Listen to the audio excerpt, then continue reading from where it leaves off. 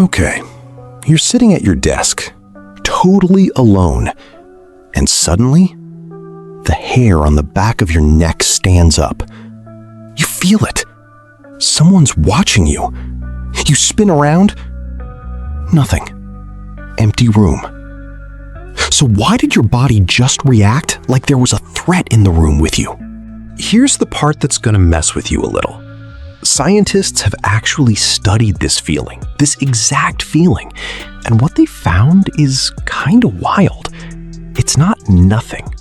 Your brain picked up on something real, something your conscious mind didn't even register yet. And by the end of this video, you're going to understand exactly why your body does this, why some people feel it way more than others, and what it actually says about how your brain is wired to keep you alive. Let's get into it. So picture this. You're walking home at night. A street that's usually busy is dead quiet. And out of nowhere, that prickly feeling crawls up your spine. You start walking a little faster. You glance over your shoulder. Maybe there's nobody there. But for those few seconds, your whole body went on alert. Heart rate up, senses sharper, muscles tense.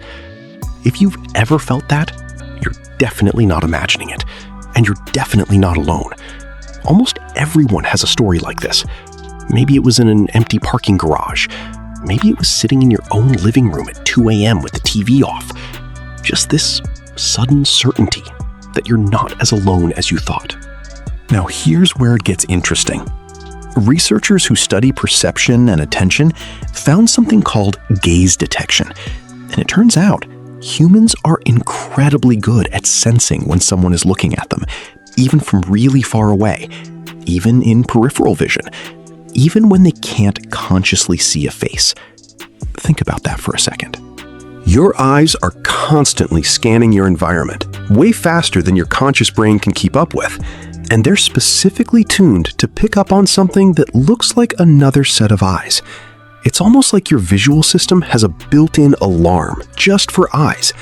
And when it picks something up, even just a flicker, even something at the very edge of what you can see, it sends a signal straight to the part of your brain that handles fear and alertness before you even know what you saw.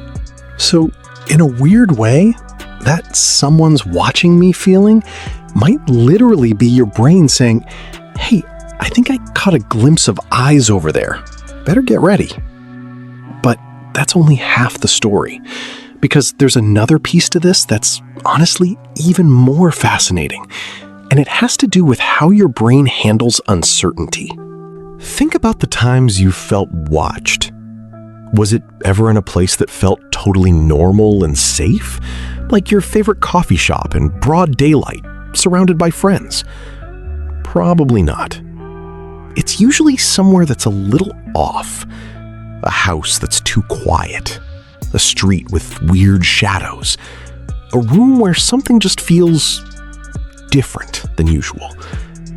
And here's the thing. Your brain is constantly running predictions about your environment. It builds this internal model of this is what normal looks like. This is what normal sounds like. And when something doesn't match that model, even something tiny, a sound that's slightly out of place, a shadow that moved a little differently than it should have, your brain treats that mismatch as a potential threat. It doesn't wait for you to figure out what's wrong. It just flips the alarm switch first and explains it to you later, if at all. That's actually why so many people report this feeling in old houses or hotel rooms or places they've never been before. Your brain doesn't have a normal baseline for that environment yet, so it's hyper alert, scanning for anything unusual, including the possibility that something or someone is there with you. Now, let's talk about something that might hit close to home for some of you. Have you ever felt like someone was watching you and it turned out to be a person? Like genuinely, you turned around and there they were. This happens way more often than people realize, and there's a reason for it that isn't supernatural at all. It's actually about subtle cues your brain is picking up on without you realizing it. Sounds, for one. Footsteps that are just slightly out of rhythm with the crowd. a door that creaks just a little differently, even changes in air pressure or temperature. When someone enters a room, your skin can detect that. Your conscious mind might not register any of these things individually, but your subconscious is logging all of it, all the time, like a security system running in the background. And when enough of those little signals add up, your brain doesn't bother explaining each one to you. It just gives you the feeling, the conclusion, without the evidence. Someone is here. That's it. That's the whole message. And honestly, this makes a lot of sense when you think about where we come from. For most of human history, being aware of your surroundings wasn't paranoia, it was survival. The people who paid attention to that prickly feeling, who turned around when something felt off, who trusted that gut sense even without proof, they were the ones who avoided danger. The ones who shrugged it off as nothing sometimes weren't so lucky. So in a way, every time you feel that chill down your spine for no obvious reason, you're feeling something that's been passed down through thousands of generations of people who survived by listening to it. Now, here's a question for you, and I want you to actually think about this one. Have you ever felt watched while you were completely alone, and later found out something was actually different in that room?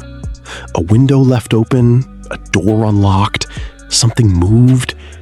If that's happened to you, drop it in the comments. Because honestly, these stories are some of the most interesting parts of researching this topic. Real people, real experiences, and so many of them follow the exact same pattern. There's also a flip side to all this, and it's something most people don't talk about. Some people feel this sensation way more often than others, and it's not because they're more anxious or more sensitive in a bad way. It often comes down to how their brain processes background information. Some people's brains are just naturally tuned to pick up on small environmental changes more strongly. Sounds, movement, shifts in light. If that's you, if you've always been the person in the friend group who notices things first, who feels uneasy in a room before anyone else does, that's not a flaw. That's your brain running a slightly more sensitive version of the same system everyone has.